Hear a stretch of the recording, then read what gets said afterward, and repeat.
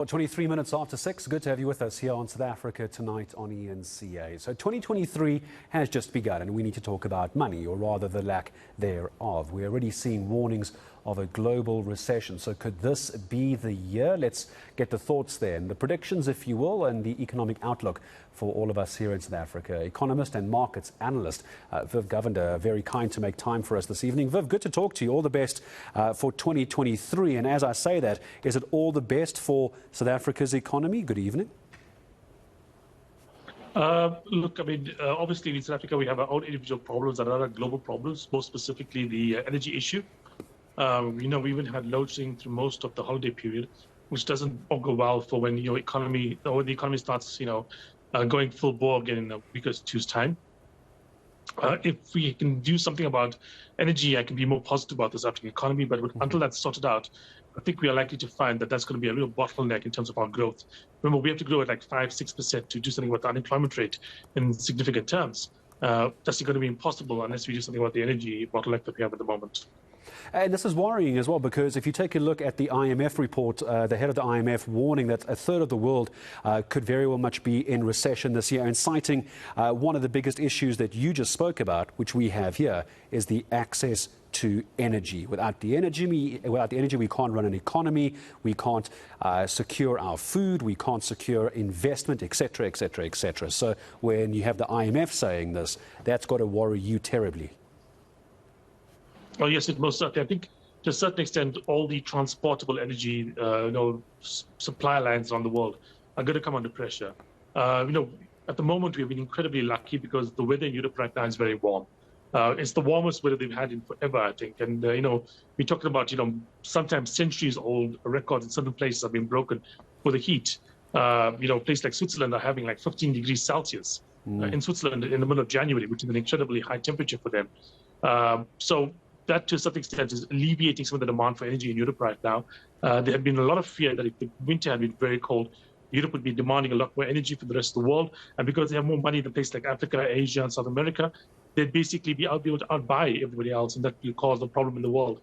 But that's not going to be something that's going to be solved this year, because remember, the Russian pipeline, to a certain extent, or the Russian, the supply line to the Europeans, is effectively cut off. There are other options for the Middle East and from other parts of the world, but that's going to take a bit of time to get the infrastructure and so on in place. It's not going to happen this year. Steps will be taken this year, but it won't be fully justified this year. So we're still going to have problems come next winter. But right now, we've been very lucky with regards to what's happening with the European weather situation. And help me understand and try and put us into, put South Africa into a global context here. And I forgive the ignorant question, Viv. What does a global recession actually look like for us? So we have inflation getting near, as makes no difference, to 7.7%. We're expecting another increase again next year as well. Interest rates are going up as well. What does that look like if you and I sit here one day and you say, Gareth, we are now in a global recession? What does that mean for me and you and everyone watching? Well, look, I mean, it means the people that buy stuff from us are going to be buying less. It means that, the appetite for people to invest in places like South Africa is going to be lower because they're going to be more risk averse. It's going to mean that, it's going to be more expensive for the country to borrow money from overseas sources to build infrastructure in this country, because of the fact that, like I said, the risk appetite of the world is going to be a bit lower. We are going to be seeing probably some kind of pullback this year, parts of the world. We have an issue like with the inflation, like you mentioned. In the US, to a certain extent, that's come down. I mean, the inflation has peaked months ago, and it's coming down quite strongly. In Europe and South Africa, not quite. We may have seen a peak, but it's coming down very much more slowly, which means interest rates are going to be quite high. High interest rates generally mean it's more difficult to carry on economic activity, to buy stuff and so on, which is going to make life more difficult for the average citizen. Your home loan will be more expensive, your car loan will be more expensive. At the same time, your employer won't have as many customers, meaning more likely to lay off people. And those are the kind of factors we'll deal with the global recession. I'm curious to find out as well. I get a sense that when it comes to any sort of global economic issues, that South Africa as an economy, South Africa as a country, we're almost a hapless passenger. It's more a case of strap in, kids, it's going to get bumpy, and there's not much we can actually do about it. We have the pilot up front, and we all just have to hang on for dear life and not spill our drinks. Yeah, look, I mean, to a certain extent, that's true. But also remember, we are operating so far below what our capacity is.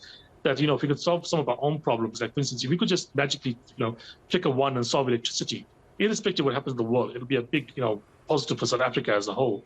There are issues in South Africa that can be solved that'll make it a lot better for us going forward. I remember 2008 when the rest of the world was in a really dire place. I mean, we were nowhere near as bad as places like, for instance, Greece, parts of Europe and so on. South Africa weathered that storm very, very nicely. It wasn't pleasant, but it was not anywhere near as bad as it could have been, elsewhere in the world. And I think there is a possibility that we can do something similar this time around. Unfortunately, the trend lines in terms of energy, in terms of other factors, are just very much against us at the moment. Who tells us, perhaps just my last question, Viv, who tells the world that we are in a global recession? Who comes out and stands on a podium and says, all right, this is where we are? Who does that? Well, that's quite an interesting thing, because the term recession is going to be difficult to define. I remember the U.S. had a recession. Technically, a recession is 2 quarters, of negative growth. The U.S. had that last year, but they didn't call it a recession because the unemployment rate was too low. The definition is going to be quite difficult. Often it's going to be something we decide, well after the event is over. But I think in terms of just what we're going to experience next year, or this year, sorry, rather, it may not be technically a recession, a global recession. But what it is going to be below trend growth lines. It's going to be below trend employment, below trend investment in emerging markets. And those things are of their own going to be quite a difficult thing for us to handle. Because like I said, we need 5+% growth in South Africa to basically cure unemployment rate in a reasonable amount of time, talking a matter of decades. If we don't get that, it's going to just cause this problem to carry on forever. But that's not going to be possible, when the world is under this kind of pressure. It's not going to be likely, at least, or possible, not likely, when we see a global slowdown, even if it doesn't technically go into recession or not. Forgive me, Viv, if I'm going to just move slightly left off track, if you don't mind, but I would like your thoughts on this. Move away from the recession for a moment. It's not a political question, it's still an economy question. If there's this talk of a reshuffle, how dangerous would that be to reshuffle our government, possibly a finance minister, knowing we could go into a global recession? How closely would global markets watch us? Is that something to worry about?